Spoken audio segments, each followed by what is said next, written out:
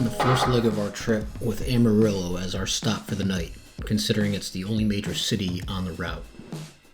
Aside from some rolling landscape and stoplight towns, there isn't much to see. You know you're getting close when you see the free 72-ounce steak billboards. We stayed overnight at a harvest host located at the Route 66 Visitor Center. Once we unhitched, we decided to try a brewery about 2 miles away. It was well worth the stop, and I added a follower to my channel. Both the beer and food were delicious.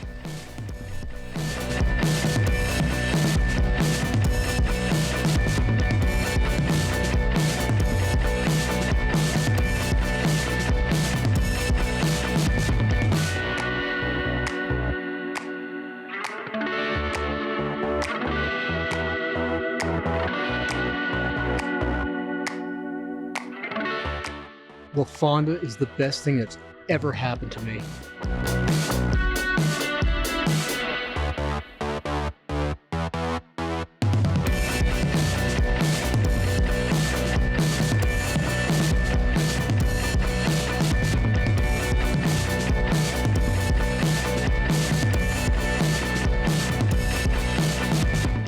Taos is one of the few ski resorts which offers designated RV parking.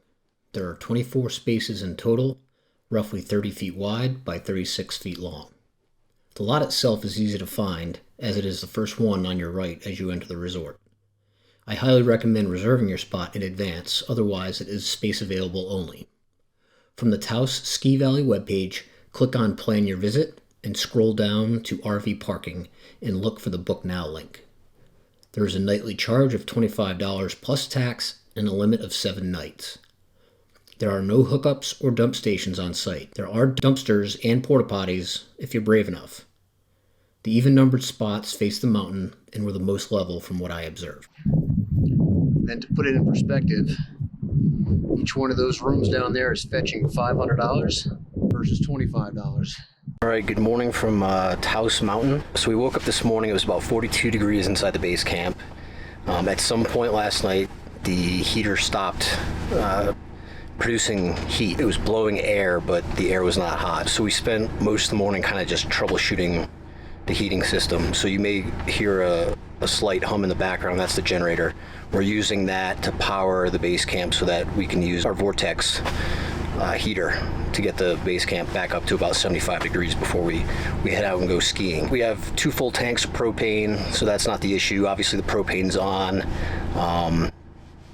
The only thing I can guess is it was 11 degrees last night outside, so propane, it's got to be well below 0 for propane to freeze, but with lower temperatures, the propane will actually flow slower. So I'm wondering if that happened last night and it just wasn't getting enough propane to the Suburban heater. So we're going to look at it again today. We're getting ready now to go skiing, but I just wanted to film a little bit of update about our escapades this morning before we get out on the mountain.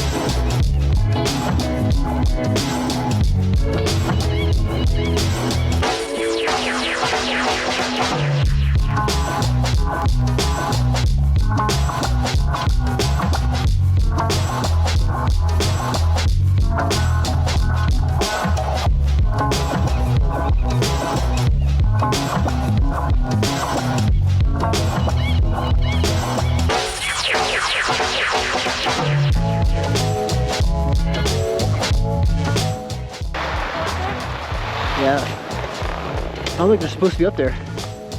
Guy was saying they're out of bounds.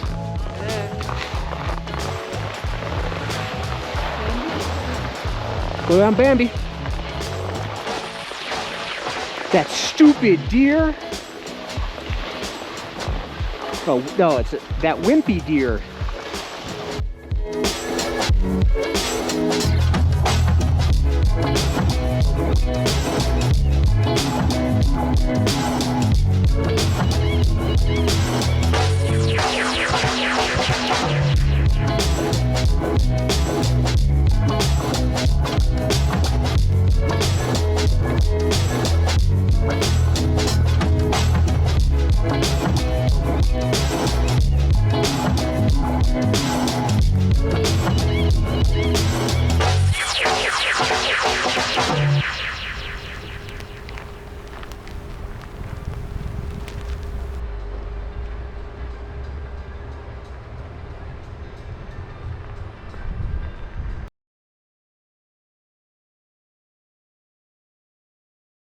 Day 2 of our epic ski trip. You'll notice I'm wearing a new beanie. Not because I'm trying to fashion statement, but because it's about 40 degrees inside the base camp.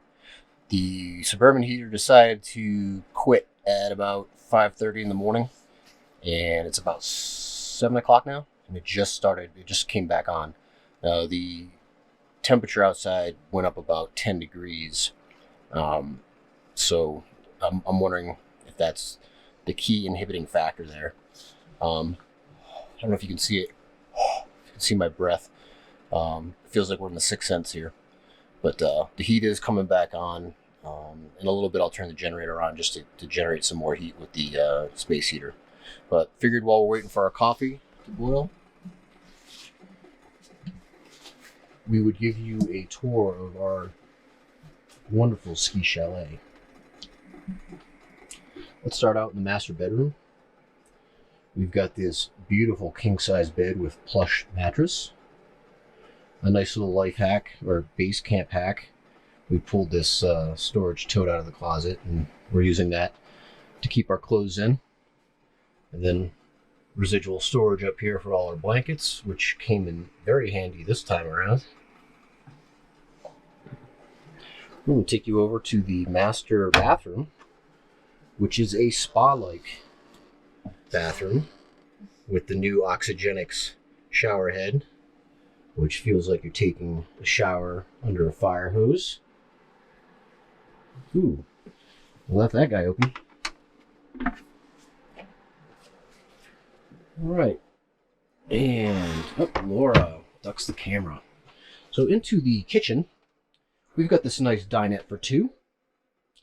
Window shades are up because we're trying to conserve as much heat as we can. And back to the galley, where we've got a 2-burner stove and a sink. Of course, with the requisite Berkey, you can't go RVing without one of those. And with every Taos RV ski chalet, you get your own personal barista. I will be filling that role today.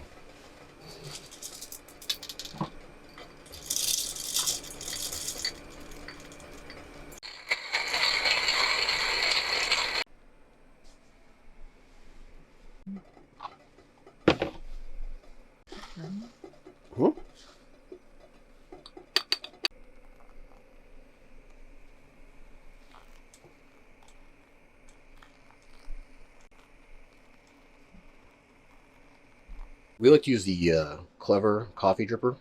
So this is a single serve coffee maker. It's essentially a pour over. You've got your plastic carafe. You've got a filter that you can buy in bulk, and then essentially just pour coffee in for one person, let it sit there for 3 to 7 minutes, and then it's as easy as just put it on top of the cup. The Clever dripper drops the coffee into the cup, and then the cleanup is super simple. In the event you forget any provisions, this resort has a couple of markets. There's a bunch of gear stores, so if you need any ski gear, hats, gloves, backpacks, etc. There's 2 or 3 stores here. We ran into one last night to get some coffee. We wanted to get some local coffee, but we forgot. So we just ended up getting some beans at the market here. Came early to get some donuts. It's not open yet, so we're gonna have to wait a little bit. But this is one of the first places we looked at when we were checking out places to eat here, and we're so excited to get some mini donuts. So we'll wait for them to open up. Check out the menu.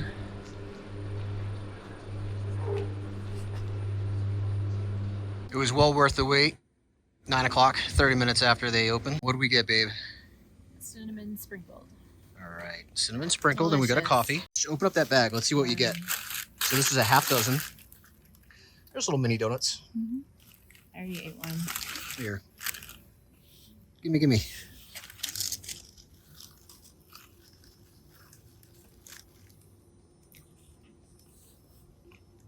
Very good. Worth it.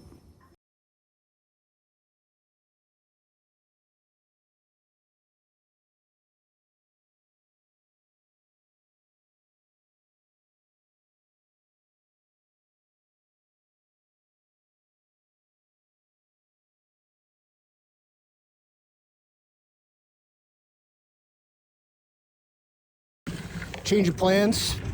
So when we got here, a lot of the folks were talking about a storm that was coming in. It's supposed to be Wednesday. It's supposed to get about a foot of snow out here, and we had a choice to make: ride out the storm in the parking lot with our heater working at maybe 50% capacity, and the closest supplies are about 30-minute drive down the mountain in the actual town of Taos. So we're gonna try to get about 4 hours of skiing in today and then bug out.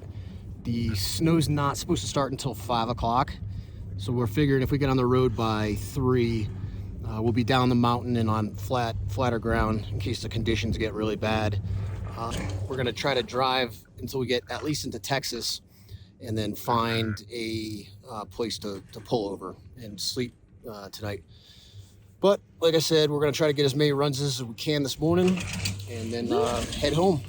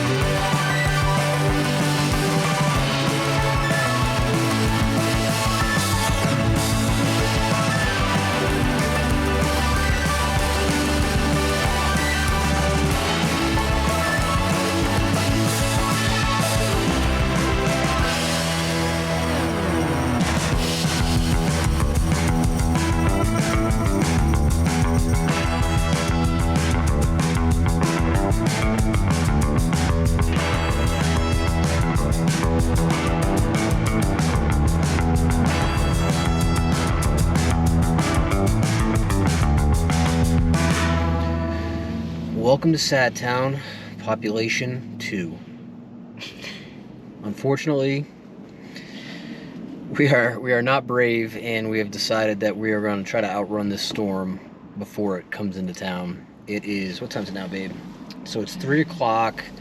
Supposed to come in around 4 or 5 p.m. in the northern mountains of New Mexico, so it could hit Taos at any time after 4. I think this thing's traveling east, so it's probably going to follow us to Oklahoma, but we just couldn't risk it with the Suburban heater not working to full capacity.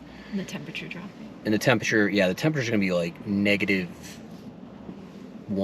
-3, and then the wind chill is going to make it even worse. So, compounding issues, 10 to 20 inches of snow coming in, freezing temperatures, malfunctioning Suburban heater.